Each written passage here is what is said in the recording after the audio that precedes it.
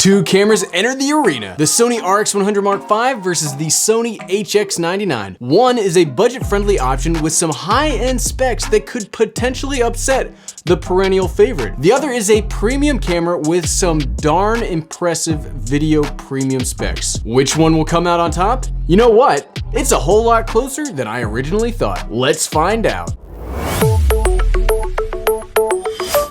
What's up everyone, I'm the Everyday Dad, and if I can figure it out, you can figure it out. So both of these cameras are really shocking in their own way. Whether it's a budget camera with features on par with some of the most premium point and shoot cameras that Sony currently produces, or is it the last generation king that can actually be transformed into a portable professional video platform? I'm actually a pretty big fan of the Sony point and shoot line in general. The Sony RX100 Mark V is the camera that I use most often here on the Everyday Dad.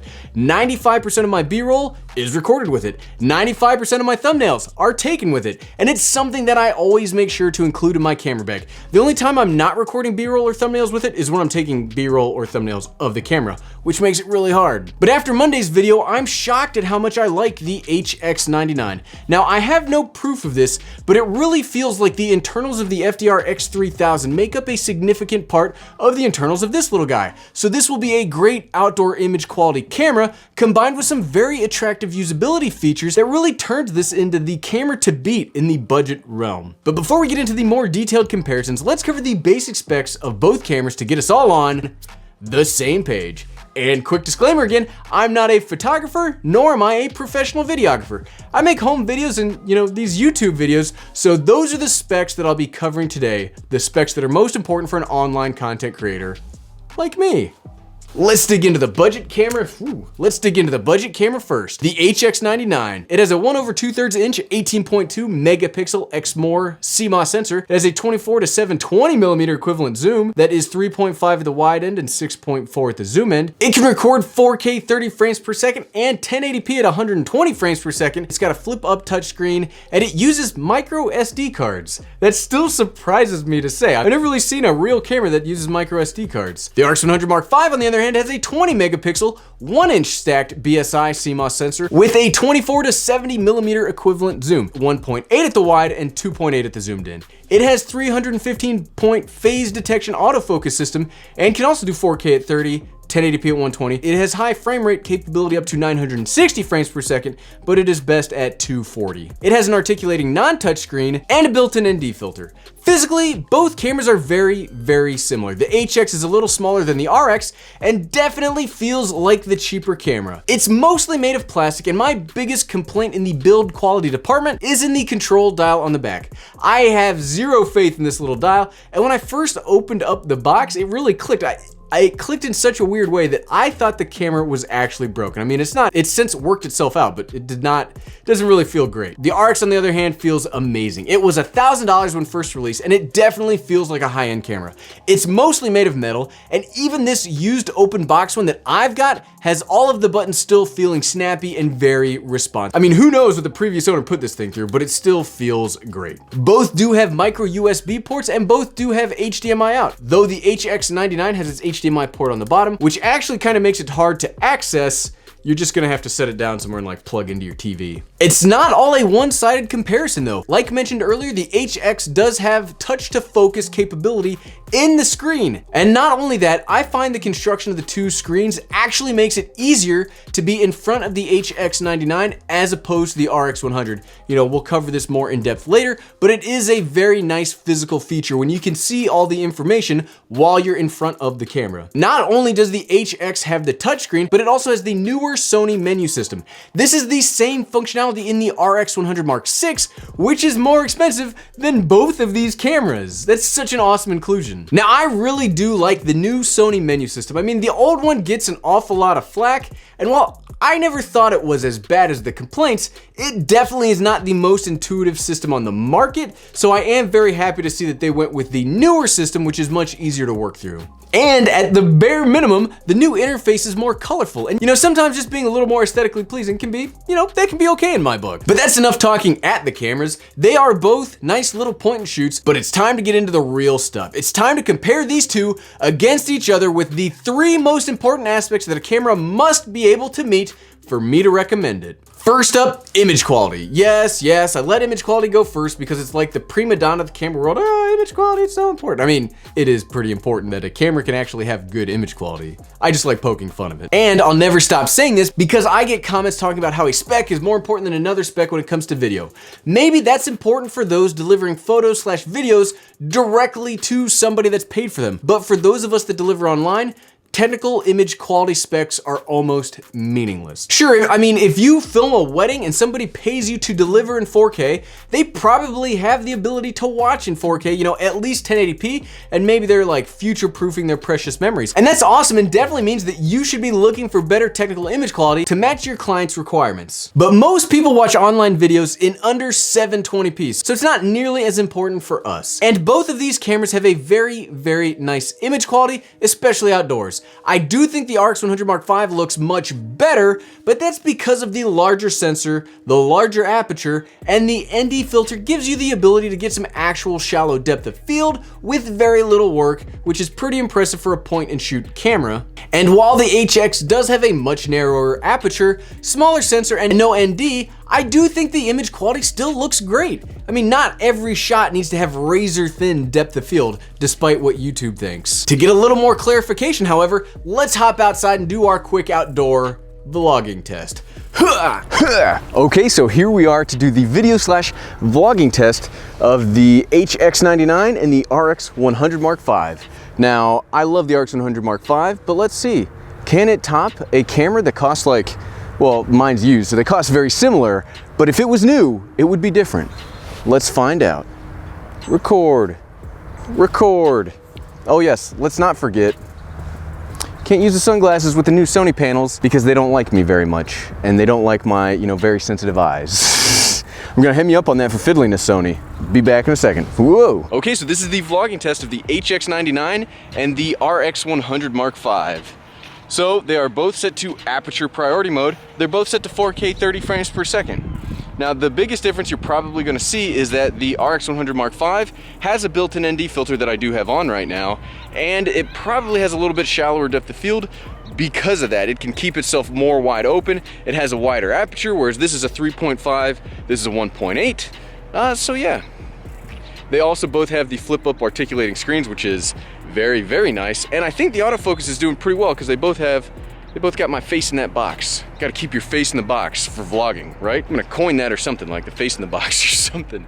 But yeah, and then this is the audio test of the two cameras. So this is the audio out of the HX99, audio test 1, 2, 3, audio test 1, 2, 3, and this is the audio out of the RX100 Mark V, audio test 1, 2, 3, audio test 1, 2, 3.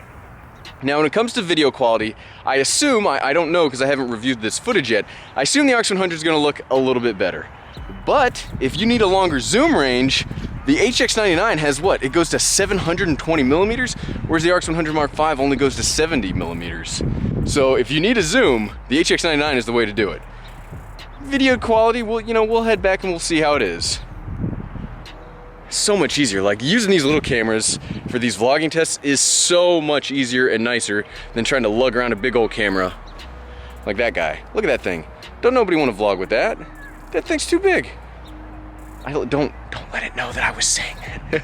Okay, back to the video. And we're back. Ooh, my back hurts from that. But now it's time to do the next standard test, the indoor studio test.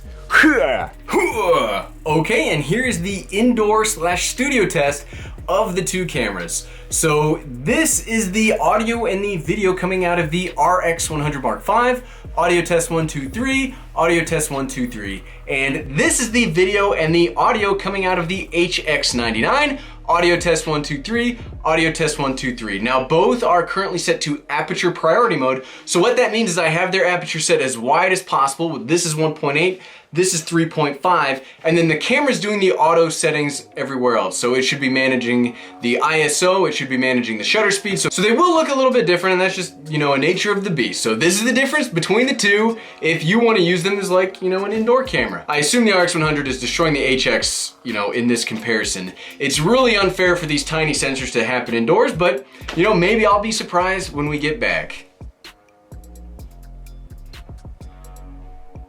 Okay, back to the video. Man, so much hopping around. Now that we've covered the cool kid of the aspects, let's cover the kid that actually gets work done.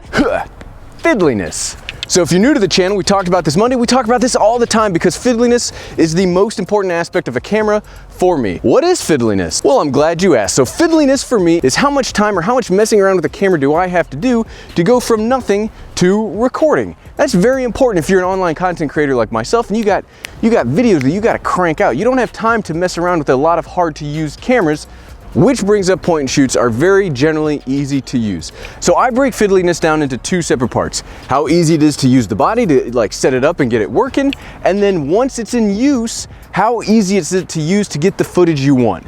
So these are so close in body shape that the first part of fiddliness, they're almost identical. However, I think the HX99 does a few things better in the fiddliness category when you're using it than the RX100 Mark V. First up, it has the touch screen. So like the RX100 Mark VI, it has the ability to touch the screen to focus. Now that may not sound like a lot. It is just so much nicer to be like, okay, I'm doing this recording. Oh, that's in focus. Okay, that's in focus. That's in focus, that's in focus. Whereas on the same thing on the RX100 Mark V, I'd have to hit the center button, move the little cursor around, click on it, do it, then hit the center button again, move the cursor around, click on it. I mean, it's doable, but it's so much more frustrating. Another really big win for fiddliness for the HX99 is when the screens are flipped up. You're not gonna be able, we're gonna cut to B-roll here because you're not gonna be able to see this right now. When the screens are flipped up, you lose almost, because of the way this screen is designed, you lose all of the like recording information below the lip of the screen. So you can't see your shutter speed, you can't see your ISO, you can't see if maybe you screwed up a setting and you're totally not even recording in the right like aperture that you want to be recording in. You don't know because you can't see. The HX99 screen is just a single hinge, which makes it more fiddly to use if you're trying to do like overhead shots. But if you're trying to use it to vlog, which, you know, I'm an online content creator trying to talk to online content creators, this makes it much easier to see if that your settings are dialed in correctly. I very much like it. If you saw my A5100 video, it was something that I really liked there too. Fiddliness, they're both great, but it's just kind of like, what do you need?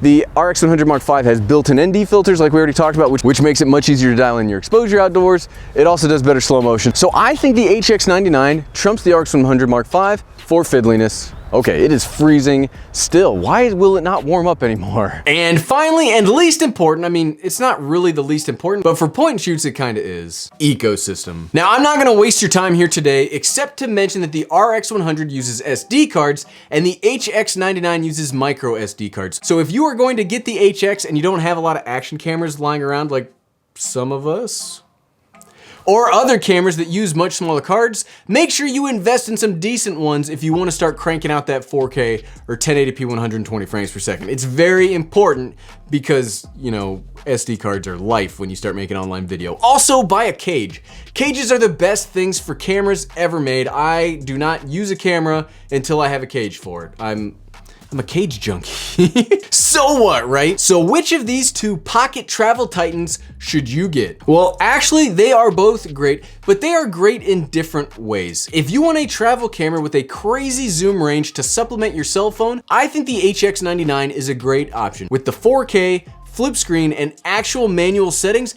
this would serve you well when you want to use something that you need more oomph than a cell phone can provide. But if you are looking for an all-in-one video platform camera, I tend to lean more towards the RX100 Mark V.